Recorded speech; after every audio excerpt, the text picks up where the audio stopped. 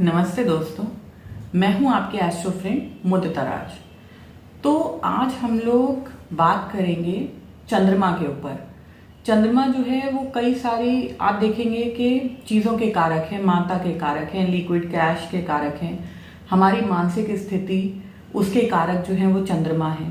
उसके अलावा अगर हम नेगेटिव साइड में बात करें तो कोई चीज़ चोरी हो जाना, गुम जाना या किसी का भाग जाना कहीं, ये सब चीज़ें भी हम चंद्रमा से ही कंसिडर करते हैं। आज हम बात करेंगे कि चंद्रमा से जो हमारा दूसरा घर होता है वो इतना इम्पोर्टेंट क्यों होता है। देखिए, किसी भी घर से जो दूसरा घर होता है वो उसकी सस्टेनेंस को बताता है कि हम उस चीज़ को सस्टेन कर पाएंगे, क्या हमारी चार्ट में ऐसे जो है वो योग हैं या नहीं है, या हमें उसके लिए स्ट्रगल करना पड़ेगा।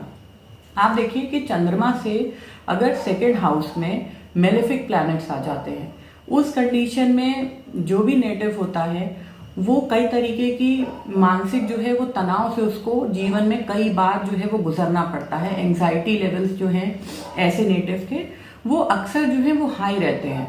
कई बार अगर बहुत ज़्यादा खराब इन्फ्लुएंस में आ जाता है जो चंद्रमा से अगला घर है, तो आप देखिए कि डिप्रेशन या इस तरीके की परेशानी भी दे सकता है। जैसे सपोज कर लीजिए कि चंद्रमा के आगे सैटर्न है, तो चंद्रमा किसकी तरफ बढ़ रहा है? सैटर्न की तरफ बढ़ रहा है। तो उस कंडीशन में आपका जो माइंड है वो किस तरफ बढ़ रहा है? आपका माइंड बढ़ रहा है परेशानी, दुख और जो है उसकी तरफ, चिंता की तरफ। तो ऐसा आदमी क्या है, वो गुमसुम रहेगा, अपने में जो है सोचेगा, चिंता करेगा, तो उसका एंग्जाइटी लेवल जो है वो ऑटोमेटिकली राइज हो जाएगा। वहीं जबकि चंद्रमा से सेकंड हाउस में अगर बेनिफिक्स आ जाते हैं, जैसे सपोज कर लीजिए चंद्रमा के आगे जो है वो जुपिटर आ जाते हैं, वो कंडीशन में चंद्रमा जो है वो किसकी तरफ बढ़ रहा है? ऑप्टिमिज्म की तरफ, सकारात्मकता की तरफ बढ़ रहा है, हैप्पीनेस की तरफ बढ़ रहा है, पॉजिटिविटी की तरफ बढ़ रहा है। तो वो कंडीशन में आप देखिए कि जिसे हम बोलते हैं ना हैप्पी गो लकी, जो किसी भी कंडीशन में खुश रहने वाले नेटिव होते हैं, उनके चार्ट में चंद्रमा जो है उनसे अगले घर को आप जरूर चेक करिए कि वहां पे अच्छे प्लैनेट्स बैठे हैं या खराब प्लैनेट बैठे हैं। अगर अच्छे प्लैनेट बैठे हैं तो सीधी सी बात है कि वो जो नेटिव है वो हंसता या हंसमुख जिसे हम लोग कहते हैं उस तरीके का होगा। जबकि मेलेफिक्स अगर बैठे हैं तो वहां पे क्या है कि जो नेटिव है वो थोड़ा सा दुख, परेशानी, चिंता उसके जीवन में रहेगी। उसके अलावा आप देखिए कि मून हमारे जो है वो लिक्विड कैश को भी बताता है। अगर मेलेफिक बैठे हैं आगे मून के, वो कंडीशन में क्या है, भले ही नेटिव जो है उसके पास बहुत सारे मकान हो, दुकान, घर, संपत्ति, सब कुछ हो, लेकिन जब आप उसके पास लिक्विड कैश जो है वो देखेंगे तो हो सकता है उसके पास बैंक अकाउंट में 15,000 भी ना हो, 20,000 भी ना हो।